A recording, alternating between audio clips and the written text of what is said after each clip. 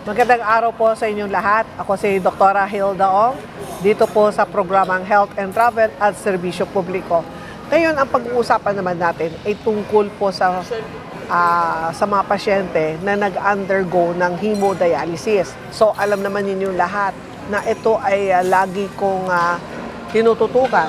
From 90 session, yung before the COVID time, hanggang doon sa nakaroon tayo ng COVID, noong time na yun, 90 itinaas sa 144. And then, maghihintay tayo ng the following year, kung ito po ba ay pabibigyan para ng PhilHealth na maging 144. At ang naging magandang balita ay ginawa na nila ng 156 session. Ito ay permanent na. Hindi yung maghihintay pa tayo ng advisory kung ibabalik sa 90 or ano na ba talaga. And then, aside from that, dati-rate, ang bawat pasyente na nagpapa-hemodialysis ay 2,600 ang binibigay ng PhilHealth. So, ang mga pasyente, need nila mag-cash out. And then, itinaas ng PhilHealth to 4,000. Ngayon, nung tinaas ng 4,000, nakakarinig tayo ng mga hinaing wala sa mga facility center, sa mga hospital. And then, itinaas na naman sa 6,350. For me, dahil sa complaint ng mga facility center, ng mga hospital, napabuti sa mga pasyente natin na nagpapadialysis. So ngayong araw na ito, kasama ko si Shirley na siya mismo ay nagpapadialysis. Alamin natin kung kailan siya nag-start, ilang taon siya, at bakit nakaroon siya ng kidney failure. Magandang araw, Shirley. Good So afternoon. unang tanong ko, anong edad ka nakaroon ng kidney failure? I was just 23 years old. 23. No? Anong cause ng kidney failure mo? Hindi na ako naka-undergo ng biopsy dahil that time masyado nang risky dahil maliit na masyado yung kidney ko. Parang nasa end stage na kasi. So, ang naging diagnosis ko na lang is end-stage glomerulonephritis. So, kumbaga, long-term na siya na nararamdaman na hindi ko namalayan. Hindi ko nabigyan ng treatment, especially yung hypertension ko. Yun yung pinaka naging main. So, ang pinaka-main cause is hypertension, hindi lifestyle. Hindi. May lahi ba kayo Contributor. na ganun? High blood, meron kaming lahi. Pero- Pero hindi ko alam na high blood ako kasi wala naman akong Oo. check-up, wala akong nararamdaman. So, bale, asymptomatic yung hypertension ko. So, ilang taon ka kamo nung time na yun? 23. 23. Oo. So, 23, nung time na yun, ikaw ay nagtatrabaho na, hindi pa? Nagtatrabaho na. Bago pa lang ako sa trabaho. Oh, so- Kasi parang kakagraduate lang, gano'n. Yun. Anong naging reaction ng magulang mo nung nalaman na kailangan mo magpa-dialysis? That time, walang masyadong reaction, even ako, parang hindi pa nagsisink in kasi wala kaming enough knowledge or wala kaming sapat na kaalaman kung ano ba yung dialysis, ano bang magiging buhay ko kapag nag-dialysis, hanggang kailan ba magda-dialysis. Sa akin lang that time is para lang siyang lagnat na during admission, okay, dun ka lang, tapos pag nakalabas ka, magiging okay. Parang ganun lang yun that time. So, hindi masyadong nag-sink in. Doon lang nag-sink in nung lumipas na ng ilang buwan na pabalik-balik na ako sa ospital, tapos nararamdaman ko na yung unti-unting pag-drain sa financial, yun, tapos nakakapagod na kasi yung routine ko, umiikot na lang sa hospital, hospital, kasi uminto na ako ng work, kasi palagi akong pagod, ganun. So, doon lang, nag-sink in lahat na mahirap pala to. Parang kinakain na ako ng depression, anxiety, frustrations, lahat. Kaya naiisipan ko na baka hindi na ako mag-survive, hindi na ako magtagal, kasi nga, lahat ng nakilala kong nagda-dialysis dati, namamatay ng maaga. Yun, so mahirap siya sa simula. Hanggang sa unti-unti ko siyang naiintindihan at natututunan ko na yung mga bagay-bagay, saka lang nakapag-adjust. Pero it took so much time. So, Talaga. ang tagal mo, kasi lately lang naman tinaas eh. So, ang matagal ka, yung sa benefits na 2,600. Yung inabutan ko talaga is yung 45 sessions pa lang, Oo. yung covered ni PhilHealth. After 45 sessions for dialysis, 45 sessions for admission. Yes. And so, kapag nagamit mo na yung admission, hindi mo na magagamit ng full yung iyong dialysis. May exhaust siya kaagad. Kaya mamimili ka lang kung dialysis ba or admission yung gagamitan mo ng PhilHealth mo. So, mahirap. Yung 45 sessions, kapag twice a week ka lang, aabutin lang siya ng mga August or July. So, the rest of that Cash out. hanggang December, cash out. So yung kanina nabanggit ko sa speech ko, na tama ako, di ba? Pagpasok ng September, problema Problema na na, oo. Tama yun. Like kung yung package namin sa hospital, kasi private ako, private hospital, nasa 5,000 yung buong package talaga, yun yung babayaran mo. Ang ililes lang doon is yung PWD discount or senior citizen. The rest is babayaran mo yun. Not included pa yung Eposino, dialyzer na bago, yung heparin or meron pa bang mga iba. Lahat yun, ika-cash out. Pag nagsabay-sabay yun, ayan, bullseye, 8,000 kaagad. So last year, yung naging 4,000. Last year, nung July, Yes, 4,000. 4,000. This year lang yata, this year lang, yung 4,000. Hindi, 4,000 this year lang. Kasi this year nagko-complain yung mga Yung doktor. revision 1, oo. Tapos nung time na naging 4,000, may cash out ka pa rin? Wala? Meron pa din kasi yung mga dialyzer, kasi hanggang 10 reuse yung maximum na pwedeng gamitin. Pero sa katulad ko na ganito, yung naka-perm catheter, yung mga naka-IJ, yung mga clutter, yung may mga COVID na mga problem or mga complications, ina-advise sila ng mga lesser use ng dialyzer para ma-achieve yung magandang kalidad ng linis sa dialysis. So, yun, ka-cash out kami kasi babayaran namin yung... Akala ko yung 4,000, NDB na. Ibig sabihin, wala kang ilalabas. Meron kasi excess, yung sa excess. Magiging excess yung pagpapalit ng dialyzer na hindi aabot sa required. Kasi may minimum or maximum limit na gamit ng dialyzer. So sa 4,000 na package, hanggang 10 or 8 or 10. Ngayon lang naging 5 nung nag 6K na. Kasi dinagdag ni PhilHealth na mas magiging maganda yung kalidad ng buhay ng isang pasyente kapag yung dialyzer, maganda yung linis. Kasi sa dialyzer talaga nakasalalay yung paglilinis ng dugo. Pero doon sa 6,350, wala na kayong cash out? Wala na dapat. Oo. Yun yung dapat, wala na. Kasi 350 doon is for the doctor's fee, automatic. Oo. So sa kanila na yun. Yung 6,000 is composed of the treatment, the Eposino, either twice a week or once, dialyzer, either low flux or high flux, na hanggang 5 use lang, tapos papalitan na kaagad. Yung heparin, yung listed na mga blood, laboratories, yung IV iron, yun, kung hindi ako yun yung mga pasok sa tinatawag nilang standard minimum dialysis. Yung mga HDF naman na tinatawag yung parang hemodiafiltration na dialysis, yun yung parang mataas, meron yung excess kapag yun yung na-avail mo. So either, depende na yun sa center kung magkano yung ibibigay ng excess, but definitely may cash out talaga. Yung 6,350 sa ngayon, kinakailangan pa rin ba ninyo lumapit sa mga DSWD, sa senador, sa mga congressman para sa guaranteed letter? Sa 6,350 na yan, if yung basic lang na pangangailangan ng isang dialysis patient is pasok na talaga siya. Actually, susobra pa. Pero parang may allowance na yan eh, in case kung magkakaiba-iba yung mga charges ng bawat hospital or centers.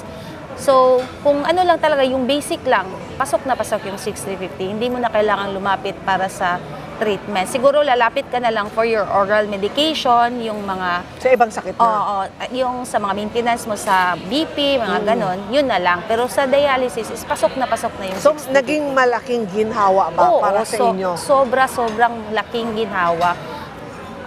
Nung 4K nga, guminhawa na kami. Kaso lang, nagreklamo din naman yung mga providers kasi malulugi daw sila. So kami, gusto naman namin yung win-win situation, kumbaga. Ayaw namin na makompromise yung quality ng dialysis namin dahil sa baka tipirin kami ng mga providers dahil gusto lang nilang i-fit in yung 4K kasi sabi nga nila, di ba, malulugi sila. And then, what if pag malugi sila, magsara? Saan kami pupulutin? Kami din yung mako-compromise. So, nag-letter ulit kami sa PhilHealth na baka naman may magawa kayo para dito na maging beneficial for the patient, for the doctor, and for the providers para maging fair lahat and walang makompromise. So yun, naging thankful kami dahil sa 2 buwan na pagre-revise, doon nila napasok na gawing 6,350. And then ngayon, okay na sa nephro, okay na sa sa patients, and then okay na sa providers. Ang problema na lang ngayon na may mga hinaing pa rin, may mga problema pa rin na lumalabas is regarding the implementation. Kasi nag-iiba-iba yung pag-implement ng bawat center. May center na ganito yung package, may ganito, may nagpa-follow, may hindi. Kasi nga, hindi nila dinidisclose lahat sa patient. So yun yung pilit naming kinokorek ngayon with the help of PhilHealth na sana matugunan yung mga facilities na hindi tumutupad sa circular. So, doon sa ano ninyo, doon sa grupo ninyo, kayo na ang nagtuturo na kung meron facility Oo, yung provider kami. na hindi sinusunod. Kami yung nag-i-encourage, hindi naman para siraan yung ano. Ang gusto lang namin is para fair enough sa mga patient. Kasi benepisyo yun ng bawat isa sa amin. And unfair naman kung ako, na-avail ko ng 100% yung benepisyo, tapos yung mga kasama ko, naghihirap, nagbabayad, tapos yung iba, tinitipid sila sa mga kumbaga sa sangkap, tinitipid yung mga ingredients, ganun. So dapat pare-pareho ng benepisyo kasi circular siya. Institutionalized pa siya, wala na siyang deadline kung next year baka i-change. So yun yung mga goal namin ngayon. Kaya ginagather namin, tinatanong namin yung bawat pasyente, mga kakilala namin, kumusta sa inyo yung implementation, natupad ba to? Sasabihin nila, hindi, ganun. Sabihin niyo sa center niyo, kung hindi sila makinig, i-try niyo i-reach out, i-coordinate sa PhilHealth para ma-call yung attention nila, matanong sila kung bakit hindi nito nabibigay, ano bang nagiging problema, na-explain naman na yung 6,350 ay dapat maging sapat na para mabigay yung benepisyo sa mga pasyente. Sa ngayon, ilang taon ka na?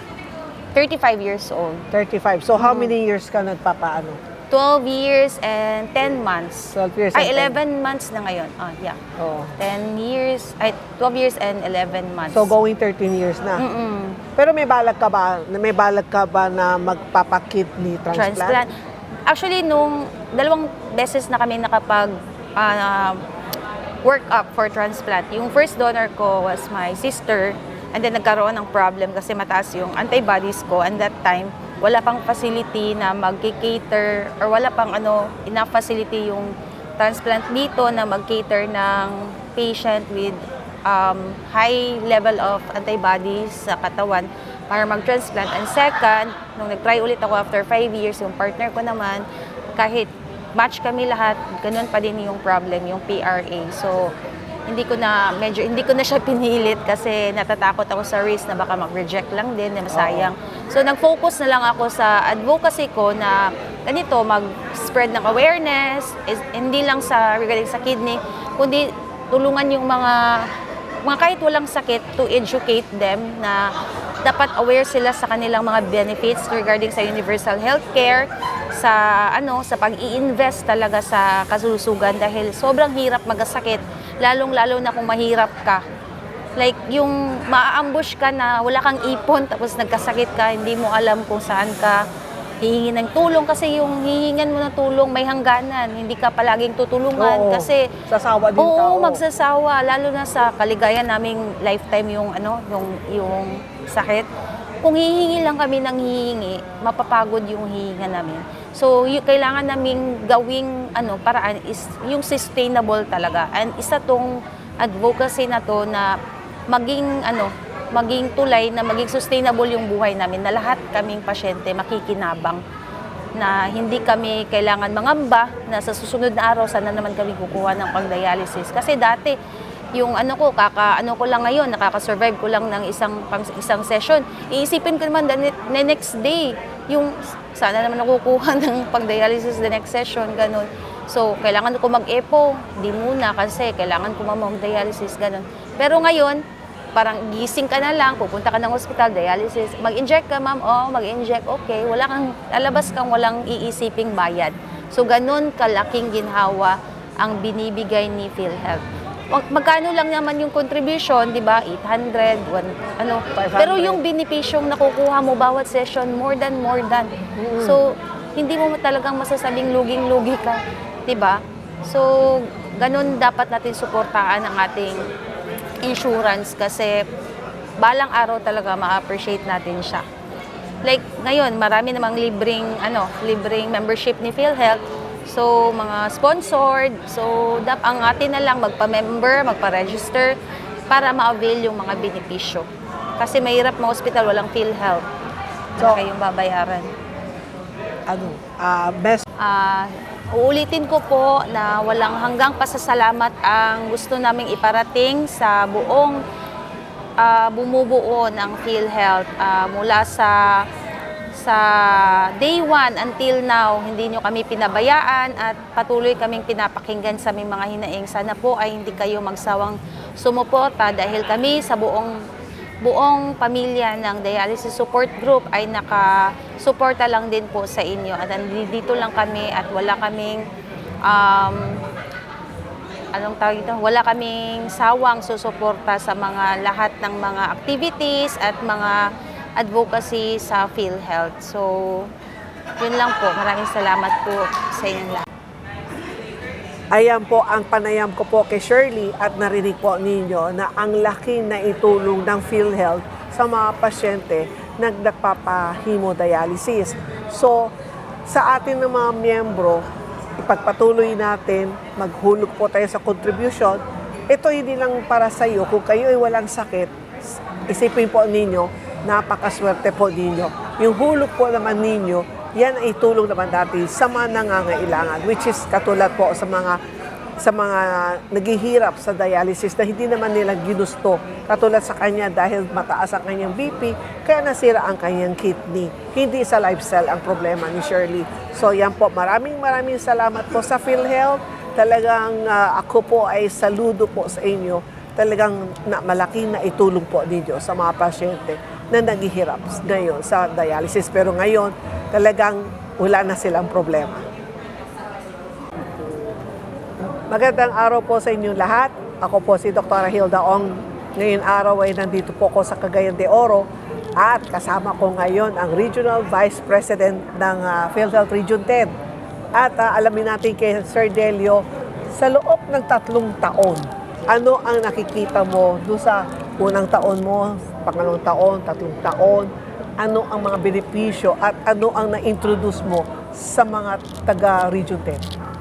Well, una sa lahat, maayong butag sa inyong tanan, sa lahat ng mga viewers and followers si Doc Hilda Ong.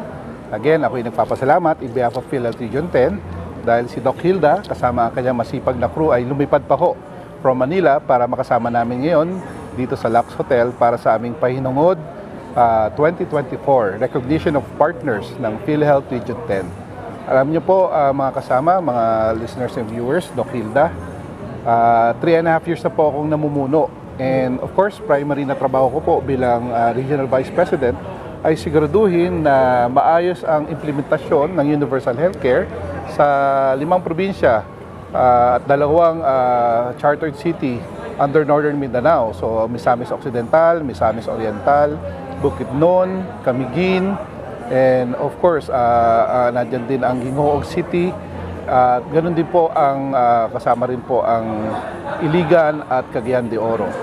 So, alam nyo, nakita ko po na marami pa hong kailangan gawin, kailangan abutin. Sa loob ng 3.5 years, yun po ang aking naging objective, yung poorest of the poor, yung vulnerable sector, like yung mga persons deprived of liberty, mga kapatid nating mga katutubo, mga single parent, mga senior citizen. Para sa akin, sila ang dapat alam ang benepisyo. Para sa akin, sila po dapat ang maabot ng PhilHealth at maramdaman ng tulong suporta ng PhilHealth. At kanina, nakasama ko si Shirley na isang pasyente na nagpapahemodialysis. At ngayon, nabanggit daw niya na talagang ngayon, relax na sila.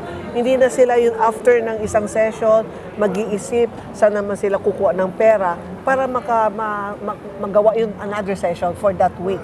So, sila yung lubos na talaga natutuwa. At ano naman ang nakita mo na talaga nasaksihan mo? Alam niyo po, malapit sa puso ko ang mga dialysis patients. Dahil nung ako po ang head ng Corporate Action Center, siya po yung task to manage all the official channels ng PhilHealth. Marami po nagre-reklamo, nag-i-email, mga nagre-reklamo sa social media, mga dialysis patients. Alam naman po natin, kung hindi sila makapag-dialysis, manganib ang kanilang buhay.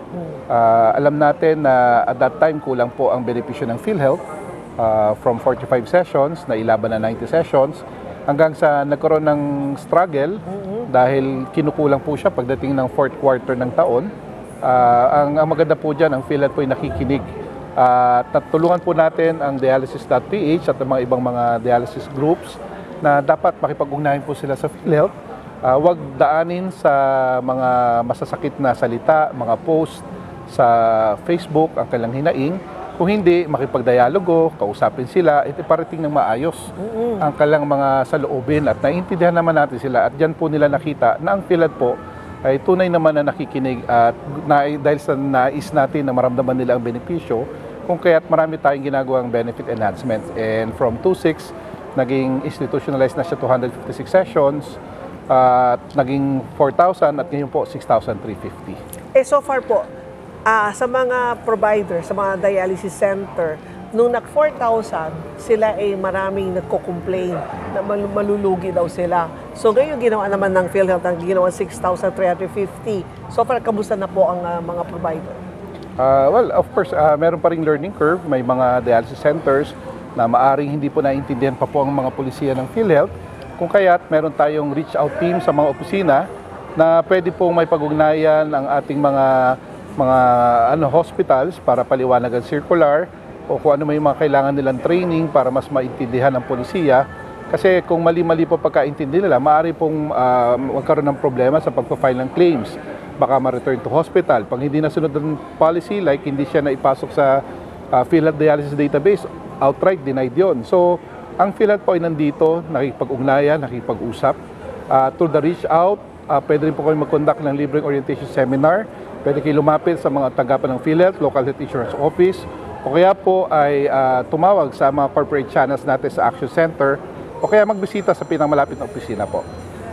Yan po. At ngayon, nasolve na natin ang problema sa mga pasyente na nag-undergo ng hemodialysis at maraming salamat po sa PhilHealth. Ito ay talagang nabanggit ko during sa speech, nag-speech po ako doon pagkatanggap ko ng award, na isa talaga pinoproblema ko, itong mga pasyente, na sa September pa lang, September, October, ayan na, namumblema na sila. Kasi as in, wala na kasi 2006, malaking bagay pa rin yung nag-umpisa sa 2.6, naging 4,000, ngayon naging 6,350, na talaga wala na silang cash out. At hindi na nila kailangan pumunta na sa mga DSWD o sa mga kongreso, except kung meron naman silang ibang sakit.